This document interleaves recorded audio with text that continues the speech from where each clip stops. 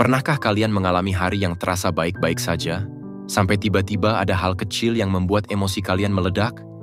Mungkin kalian sedang terburu-buru berangkat kerja, dan tiba-tiba terjebak di tengah kemacetan tanpa jalan keluar.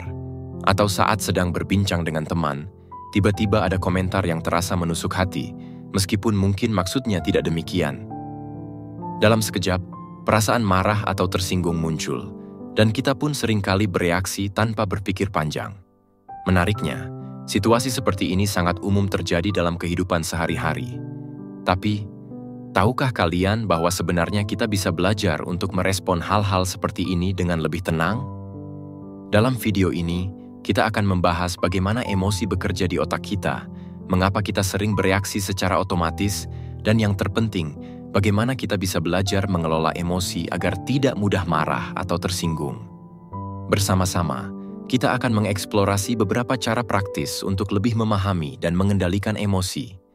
Dari teori Daniel Goleman tentang emotional intelligence, hingga teknik-teknik sederhana seperti pernapasan dalam dan mindfulness. Jadi mari kita mulai perjalanan ini menuju versi diri kita yang lebih tenang dan terkendali. Bagian 1. Mengapa kita mudah marah? Coba bayangkan saat kalian sedang mengemudi di jalan raya. Lalu tiba-tiba ada kendaraan lain yang memotong jalur kalian tanpa aba-aba. Apa yang langsung muncul di benak? Rasa kesal, jantung berdegup lebih cepat, dan tangan mungkin mulai mencengkeram setir dengan lebih kuat. Tanpa disadari, emosi marah muncul begitu saja.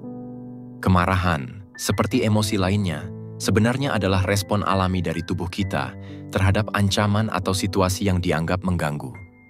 Di dalam otak kita, ada sebuah bagian kecil bernama amigdala yang berperan penting dalam merespon situasi-situasi ini. Amigdala bertindak cepat, seolah menjadi sistem alarm yang memberi peringatan ketika kita merasa terancam atau dirugikan. Ketika alarm ini berbunyi, tubuh kita langsung bereaksi, seringkali tanpa melalui proses berpikir yang panjang. Namun, meskipun amigdala penting untuk melindungi kita dari bahaya, ia juga sering bereaksi berlebihan terhadap hal-hal yang sebenarnya bukan ancaman serius. Misalnya, saat kita dimarahi bos di tempat kerja, atau mendapati ada komentar yang tidak enak di media sosial.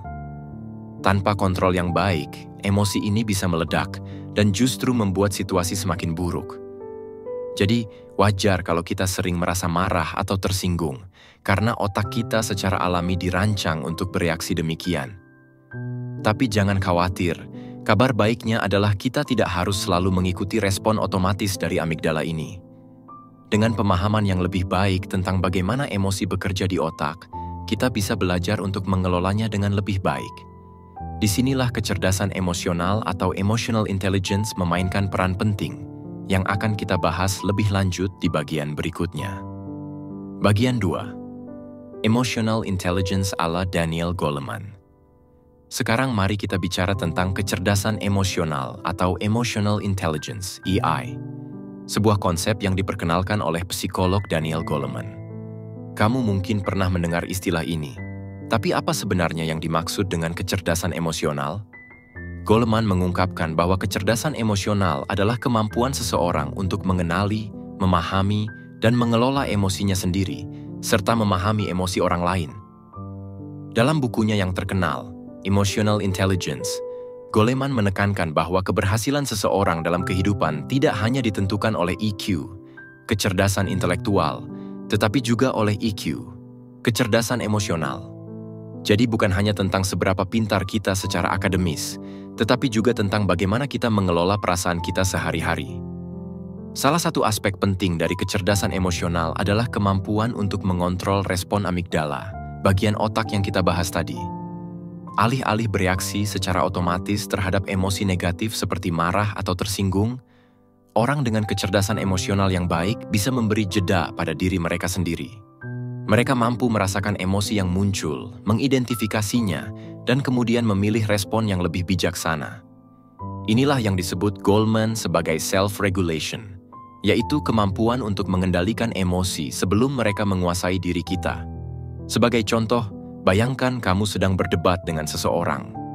Daripada langsung terpancing amarah dan menyerang balik, Seseorang dengan kecerdasan emosional akan mencoba memahami apa yang sebenarnya dirasakan, mengapa emosi itu muncul, dan kemudian merespon dengan cara yang lebih tenang dan terkontrol. Dengan begini, kita tidak hanya terhindar dari konflik yang lebih besar, tetapi juga bisa menjaga hubungan baik dengan orang lain. Kecerdasan emosional juga membantu kita memahami emosi orang lain. Misalnya, saat teman atau rekan kerja terlihat frustrasi, alih-alih memperburuk suasana dengan menanggapi dengan kasar, kita bisa mencoba berempati dan mendekati mereka dengan lebih pengertian. Ini tidak hanya membantu menciptakan lingkungan yang lebih positif, tapi juga memperkuat hubungan sosial kita. Jadi bisa dibilang, kecerdasan emosional adalah kunci untuk merespon tantangan emosional sehari-hari dengan lebih baik. Dengan EI yang baik, kita bisa mengurangi kebiasaan marah-marah atau tersinggung berlebihan dan lebih sering menemukan kedamaian dalam situasi yang mungkin tadinya terasa memancing emosi. Bagian 3. Teknik praktis untuk mengelola emosi. Setelah kita memahami bagaimana emosi bekerja di otak dan pentingnya kecerdasan emosional, sekarang saatnya kita masuk ke langkah-langkah praktis yang bisa langsung diterapkan dalam kehidupan sehari-hari. Mungkin kamu bertanya-tanya, bagaimana caranya agar saya tidak mudah marah atau tersinggung? Nah, ada beberapa teknik sederhana yang terbukti efektif dalam membantu mengelola emosi. Pertama, teknik deep breathing atau pernapasan dalam. Ini mungkin terdengar terlalu sederhana, tapi jangan salah. Pernapasan dalam bisa menjadi kunci untuk mengontrol emosi. Saat kita marah atau tersinggung, tubuh kita merespon dengan cepat. Jantung berdebar kencang, napas menjadi pendek, dan otot-otot kita menegang. Disinilah pernapasan dalam berperan. Ketika kita mengambil napas dalam-dalam dan menghembuskannya perlahan, tubuh kita memberi sinyal ke otak untuk mulai tenang. Hanya dengan fokus pada napas selama beberapa detik saja, kamu sudah memberi ruang pada dirimu untuk berpikir sebelum bereaksi. Kedua, teknik mindfulness. Apa sih mindfulness itu? Secara sederhana, mindfulness adalah kesadaran penuh akan momen saat ini, tanpa menghakimi. Ini berarti, ketika kamu merasakan emosi seperti marah atau tersinggung, kamu belajar untuk menyadarinya tanpa langsung bereaksi. Sebagai contoh, saat seseorang mengatakan sesuatu yang membuatmu kesal, daripada langsung membalas dengan kemarahan, coba untuk memperhatikan emosi yang muncul. Rasakan kemarahan itu, tapi biarkan ia hadir tanpa harus langsung mengekspresikannya.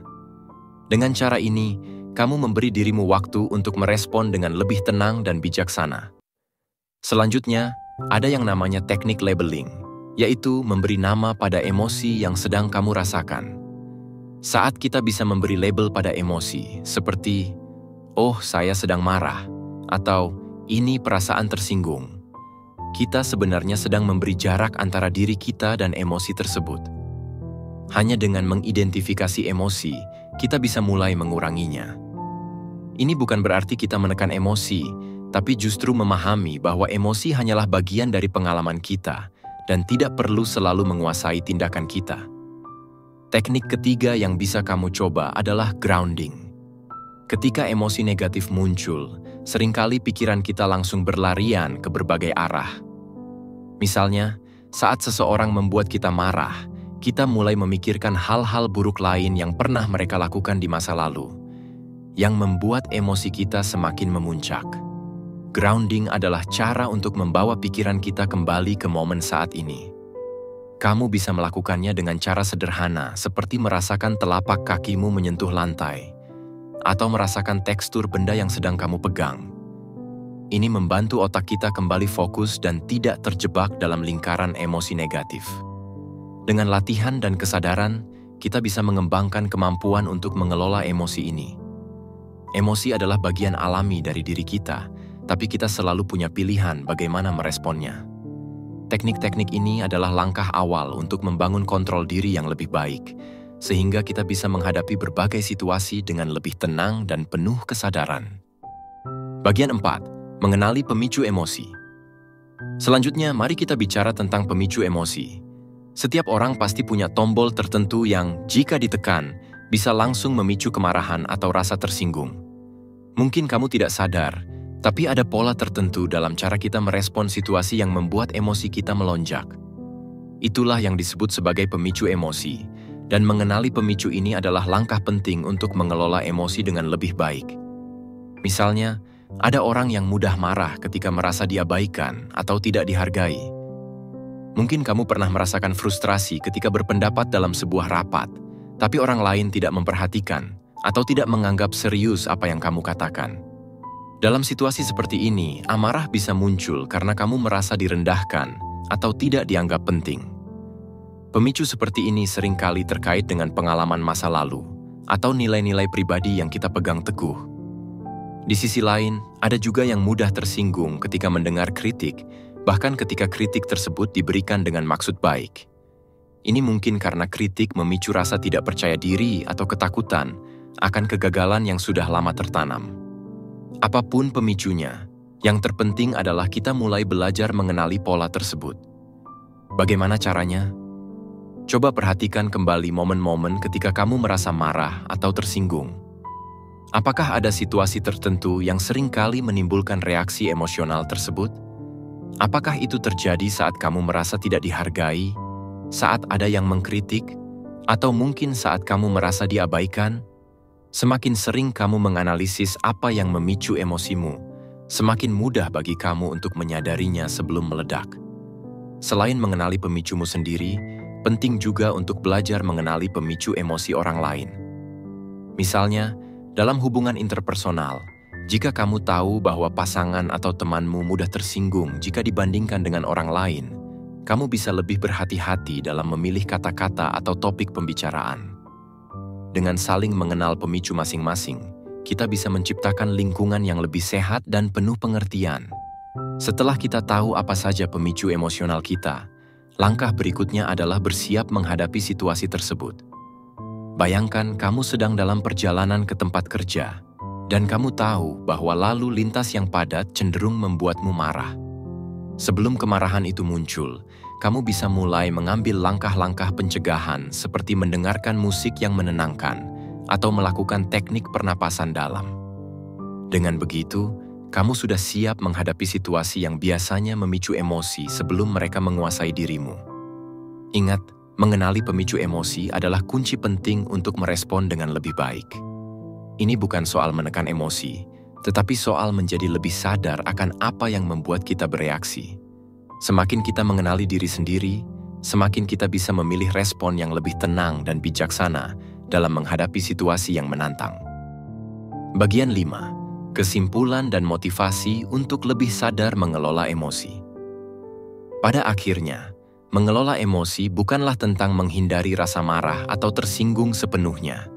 Karena, seperti yang kita bahas, emosi adalah bagian alami dari kehidupan kita. Tapi, yang bisa kita lakukan adalah belajar meresponnya dengan lebih sadar dan bijaksana.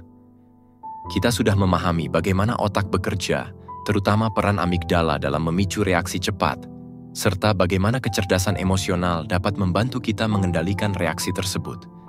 Kita juga sudah melihat beberapa teknik praktis seperti pernapasan dalam, mindfulness, dan mengenali pemicu emosi yang bisa kita gunakan untuk menghadapi berbagai situasi emosional. Tantangan terbesar sebenarnya bukan pada situasinya, tetapi pada bagaimana kita merespon situasi tersebut. Bayangkan, setiap kali kamu berhadapan dengan kemacetan, komentar pedas, atau kritik yang tidak diharapkan, kamu memiliki dua pilihan. Kamu bisa membiarkan emosimu mengambil alih, atau kamu bisa memberi jeda sejenak, mengatur napas, dan memilih untuk merespon dengan tenang. Inilah kekuatan sesungguhnya dari kecerdasan emosional.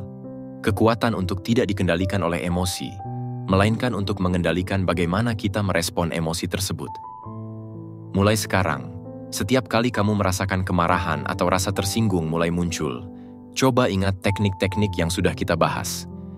Berhentilah sejenak, tarik napas dalam-dalam, dan tanyakan pada dirimu, apakah reaksi ini akan membantu situasi atau justru memperburuknya?